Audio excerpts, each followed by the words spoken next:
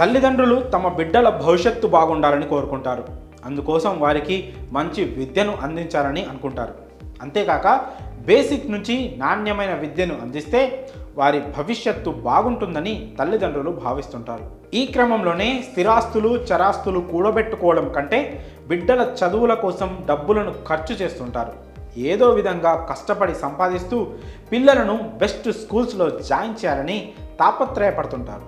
దీన్ని private schools cash చేసుకుంటున్నాయి. తల్లిదండ్రుల బలహీనతతో ఆడుకుంటున్నాయి. ఎల్కేజీ చదువుకి పీజీ రేంజ్లో ఫీజు వసూలు చేయడం ఇప్పుడు చర్చనీయాంశంగా మారింది. హైదరాబాద్లోని కొన్ని ప్రైవేట్ పాఠశాలల ఫీజులు వెంబేలెత్తిస్తున్నాయి.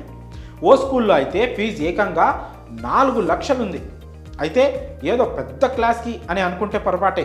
కేవలం ఎల్కేజీ పిల్లలకే ఈ ఫీజును వసూలు చేస్తోంది సదరు స్కూల్. ప్రస్తుత కాలంలో వివిధ విద్యాసంస్థలు పిల్లల స్కూల్ ఫీజులను విపరీతంగా పెంచేస్తున్నాయి. పెరుగుతున్న ఫీజులను చూసి పేరెంట్స్కి గుండెల్లో రైళ్లు పరిగెడుతున్నాయి. హైదరాబాద్లోని బాచుపల్లి ప్రాంతంలో ఉన్న ఓ ప్రముఖ పాఠశాలలో నర్సరీ నుంచి ఎల్కేజీలోకి జాయిన్ అవుతున్న పిల్లాడి ఫీజు విని తల్లిదండ్రులకు గుండెపోటు వచ్చినంత పనైంది. ఏకంగా 65% ఫీజులు పెంపును అమలు చేసినట్లు ఆ తల్లిదండ్రులు సోషల్ మీడియా వేదికగా తమ ఆవేదనను వ్యక్తం చేశారు. 2023 విద్యా సంవత్సరంలో సదరు విద్యా సంస్థలో 2.3 లక్షలుగా ఉన్న ఫీజులు 2024 ఏడాదికి 3.7 లక్షలకు పెంచారు. తీరా చూస్తే ఈ పిల్లవాడు ఏప్రిల్లో ఎల్కేజీలో చేరబోతున్నాడని పేరెంట్స్ వెల్లడించారు. సదరు పాఠశాల మేనేజ్మెంట్ కూడా ఈ ఫీజుల పెరుగుదలను సమర్థించుకున్నట్లు తెలిపారు.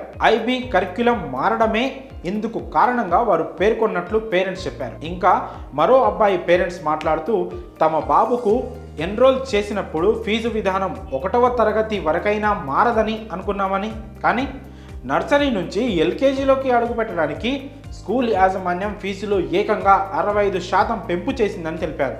కాగా తమ పెద్ద కొడుకు 4వ తరగతి ఇదే స్కూల్లో చదువుతున్నాడని, వాడికి ఫీజు 3.2 లక్షలని వివరించారు. తాము పాఠశాలను మార్చాలని భావించినా ఇంత తక్కువ సమయంలో స్కూల్లో అడ్మిషన్లు దొరకడం కష్టతరంగా మారిందని ఆ పేరెంట్స్ వాపోయారు.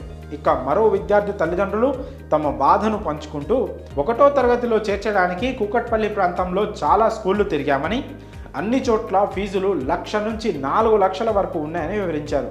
ఎందుకంత ఫీజు అని ప్రశ్నించగా ఇన్ఫ్రాస్ట్రక్చర్ బిల్డింగ్లను చూపిస్తున్నారని పేర్కొన్నారు. కాగా పాఠశాలల యాజమాన్యం మాత్రం ఫీజుల పెంపును సమర్థించుకుంటున్నాయి. ప్రస్తుతం మార్కెట్లో అన్నిటికీ ధరలు పెరుగుతున్నాయని, అనుభవం కలిగిన టీచర్ల కోసం వారికి భారీ మొత్తంలో జీతాలు ఇవ్వాల్సి వస్తుందని చెప్తున్నారు. ఈ పరిస్థితి ఒక్క హైదరాబాద్లోనే కాదు, చెన్నై, ముంబై, ఢిల్లీ వంటి మహానగరాల్లో కూడా ఇదే పరిస్థితి. మొత్తంగా విద్యార్థుల ఫీజులు వారి తల్లిదండ్రులకు నిద్ర లేకుండా చేస్తున్నాయి. పిల్లల ఫీజులు తల్లిదండ్రులకు గుదిబండగా మారాయి.